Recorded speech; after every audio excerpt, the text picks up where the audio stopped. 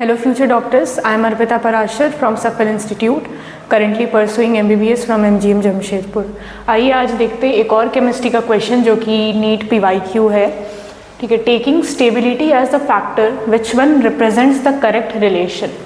यहाँ पे आपको ऑप्शंस दिए गए हैं और बताना है कि इसमें से करेक्ट रिलेशन क्या है, मतलब कि ये दोनों में से ये स्टेबल ज़्यादा है या फिर ये स्टेबल ज़्यादा है। सिमिलरली आगे के ऑप्शंस में भी वही अप्लाई होता है। तो आपको बताना है कि कौन सा रिलेशन इसमें करेक्ट दिया हुआ है, मतलब कि कौन सा जो कंपाउंड है वो मोस्ट स्टेबल है। ठीक है, तो ये जो क्वेश्चन है सबसे पहले ये इनर्ट पेयर इफेक्ट से सॉल्व होगा, जो कि पी ब्लॉक चैप्टर का एक टॉपिक है। इनर्ट पेयर इफेक्ट क्या होता है, देखिए जैसे ही हम लोग पीरियोडिक टेबल को इमेजिन कीजिए और टॉप टू बॉटम जैसे ही हम लोग जाते हैं प्रोटॉन का नंबर इंक्रीज होते रहता है, मतलब कि जो इफेक्टिव न्यूक्लियर चार्ज है वो इंक्रीज होते रहता है। इससे क्या होता है कि इन्वॉल्वमेंट ऑफ हेवियर एलिमेंट्स, मतलब कि जैसे ही हम लोग नीचे जाते हैं वैसे ही मोर हेवियर एलिमेंट्स का इन्वॉल्वमेंट होता है और उस हेवियर एलिमेंट्स में जो है डी एंड एफ इलेक्ट्रॉन्स के इन्वॉल्वमेंट के वजह से जहाँ भी जिस भी एलिमेंट में डी और एफ इलेक्ट्रॉन का इन्वॉल्वमेंट होगा उसका इफेक्टिव न्यूक्लियर चार्ज जो है ना, वो इफेक्टिव न्यूक्लियर चार्ज बढ़ जाता है। क्यों बढ़ जाता है? क्योंकि उसका शील्डिंग इफेक्ट, जिसको हम लोग सिग्मा से डिनोट करते हैं, उसका शील्डिंग इफेक्ट कम हो जाता है क्योंकि ये पुअर शील्डिंग इफेक्ट प्रोवाइड करता है। अब देखिए जैसे कि हम लोग टॉप से बॉटम जा रहे हैं, ठीक है, Z जो है वो बढ़ रहा है, अट्रैक्टिव फोर्स बढ़ रहा है, पर D एंड F इलेक्ट्रॉन्स के इन्वॉल्वमेंट के वजह से इसका जो शील्डिंग इफेक्ट है वो डिक्रीज कर रहा है, जिसके वजह से क्या होगा कि Z इफेक्टिव, मतलब कि जो नेट अट्रैक्टिव फोर्स जो इलेक्ट्रॉन्स पे लग रहा है वो जो है वो इंक्रीज हो जाएगा, क्योंकि हम लोग जानते हैं कि Z इफेक्टिव का फॉर्मूला क्या होता है, इक्वल टू जो टोटल न्यूक्लियर चार्ज था माइनस जो शील्डिंग इफेक्ट है। अब हम लोग जब ऊपर से नीचे जा रहे हैं तो Z का वैल्यू बढ़ रहा है और D और F इलेक्ट्रॉन के वजह से सिग्मा का वैल्यू, यानी कि जो शील्डिंग इफेक्ट है उसका वैल्यू कम हो रहा है। तो ओवरऑल क्या होगा कि जो नेट अट्रैक्टिव फोर्स था उसका वैल्यू इंक्रीज हो जाएगा। अब इसके इंक्रीज होने के वजह से क्या होता है कि जो NH2 इलेक्ट्रॉन्स है इसका मतलब अट्रैक्टिव फोर्स इंक्रीज हुआ तो ऑब्वियसली ये बाहर वाले पे ज़्यादा और कस के उसको खींचेगा और अपने तरफ उसको अट्रैक्ट करेगा।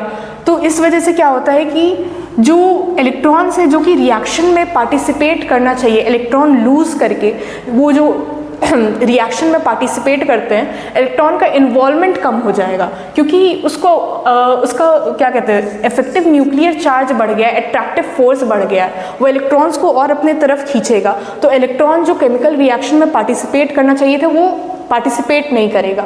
और ये किसके साथ होगा, जैसे ही हम लोग टॉप से बॉटम जाते जाएंगे वैसे ही इलेक्ट्रॉन का इन्वॉल्वमेंट, आउटर शेल इलेक्ट्रॉन का इन्वॉल्वमेंट कम होते जाएगा, क्योंकि नीचे जा रहे हैं, इफेक्टिव फोर्स बढ़ रहा है और इलेक्ट्रॉन जो है और न्यूक्लियस की तरफ अट्रैक्ट हो रहे हैं। तो उनको जो बाहर निकलना चाहिए था वो बाहर ना निकल के वो और न्यूक्लियस की तरफ अट्रैक्टेड रहते हैं।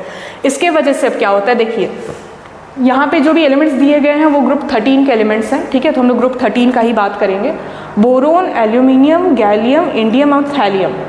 यहाँ टॉप से बॉटम जब हम लोग जा रहे हैं तो लोअर ऑक्सीडेशन स्टेट का स्टेबिलिटी बढ़ रहा है और हायर ऑक्सीडेशन स्टेट का स्टेबिलिटी कम हो रहा है, क्योंकि जब हम लोग ऊपर से नीचे जा रहे हैं तो ऑब्वियसली यहाँ पे अट्रैक्टिव फोर्स ज़्यादा है, तो 3 इलेक्ट्रॉन वो लूज़ कर ही नहीं सकता, क्योंकि उस इलेक्ट्रॉन का इन्वॉल्वमेंट ही डिक्रीज हो जा रहा है। जब इन्वॉल्वमेंट डिक्रीज हो जा रहा है तो 3 इलेक्ट्रॉन कहाँ से लूज करेगा, तो उसके पास जो कैपेसिटी है हद से हद वो 1 इलेक्ट्रॉन जो है वो लूज कर सकता है केमिकल रिएक्शन में पार्टिसिपेट करने के लिए। ठीक है, तो जैसे ही हम लोग बोरोन से थैलियम तक में जाएंगे वैसे ही +1 का जो स्टेबिलिटी है वो इंक्रीज होते जाएगा और हायर ऑक्सीडेशन स्टेट यानी कि +3 का स्टेबिलिटी जो है वो डिक्रीज होते जाएगा। यहाँ पे ये +3 आराम से लूज कर देगा, बिकॉज इफेक्टिव न्यूक्लियर चार्ज जो है वो ज़्यादा नहीं, वो कम है, और यहाँ पे इफेक्टिव न्यूक्लियर चार्ज ज़्यादा हो जा रहा है, जिसके वजह से ये ज़्यादा इलेक्ट्रॉन लूज नहीं कर पाएगा। अब देखिए यहाँ पे ऑप्शंस के अकॉर्डिंग हम लोग देखते हैं। इंडियम I3 दिया हुआ है, इसको हम लोग ऐसे लिख सकते हैं, इंडियम +3 और 3I-। इसको हम लोग लिख सकते हैं इंडियम +1 और I-। अब यहाँ पे इसके अकॉर्डिंग आप देखिए यहाँ पे इंडियम +3 है और इंडियम +1 है। सिंस ये एक हेवियर एलिमेंट है, इलेक्ट्रॉन लूज कर पाना इसके लिए मुश्किल होगा, इसलिए +3 का स्टेबिलिटी +1 के मुकाबले कम है। तो यहाँ पे आप देखिए इस ऑप्शन में +3 का स्टेबिलिटी ज़्यादा दिया हुआ है और हम लोग को करेक्ट रिलेशन पता लगाना है, तो ये रिलेशन तो यहाँ पे रॉन्ग हो गया ना। अब AlCl और AlCl3 इसको आप अलग कीजिएगा तो एल्यूमिनियम के ऊपर +3 का चार्ज आ जाएगा और इसके ऊपर +1 का चार्ज आ जाएगा।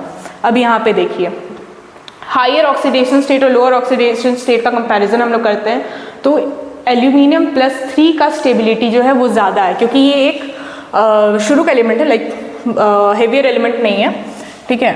तो इसका +1 का स्टेबिलिटी जो है वो कम है और +3 का स्टेबिलिटी ज़्यादा होना चाहिए, पर यहाँ पे ये रिलेशन भी जो है वो गलत हो जा रहा है।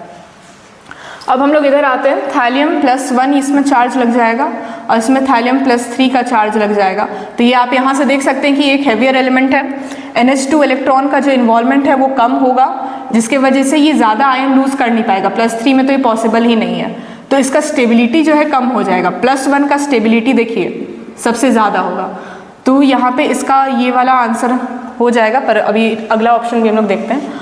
थैलियम यहाँ पे +3 आ जा रहा है, यहाँ पे +1 आ जा रहा है, इसका देखिए स्टेबिलिटी कम दिया हुआ है, पर हम लोग जानते हैं कि थैलियम +1 का स्टेबिलिटी ज़्यादा होता है। तो इसलिए ये इनर्ट पेयर इफेक्ट का कॉन्सेप्ट अगर आपको पता है तो उसको लगा के आप लोग इसका आंसर निकाल सकते हैं कि इसका आंसर 3 है। Thank you.